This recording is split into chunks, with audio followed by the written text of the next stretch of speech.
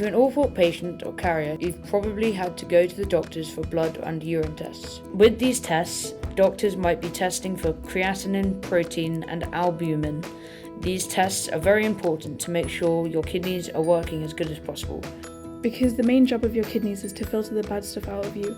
One way to test whether they're working is to check how much waste is in the blood. One waste is called creatinine, and if you have lots of it in your blood, it means that your kidney isn't working as well as they should, and the number that measures this is called your eGFR. At the same time, doctors test your urine for protein and other waste products.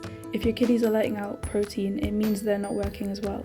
The protein and creatinine levels can then be combined in one number called the protein-creatinine ratio, or PCR, which is a really good indicator of how your kidneys are doing. The final test is your blood pressure, which you can only take if you're chilled out.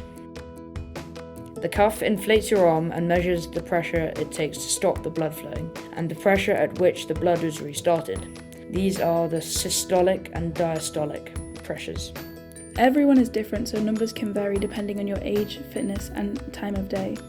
If you're muscly and exercise a lot, you'll have more creatine in your blood than a baby. Equally, you should do your urine tests in the morning because your proteinuria might change throughout the day. It's recently got a lot easier to see your results fast. You can check them out if you're signed up to Patient View. The system allows you to check the tests online without seeing a doctor. Thanks for watching. For more information on how to look after your kidneys, you can watch the video in the description. This video was written and narrated by Alport's patients at the University of Manchester.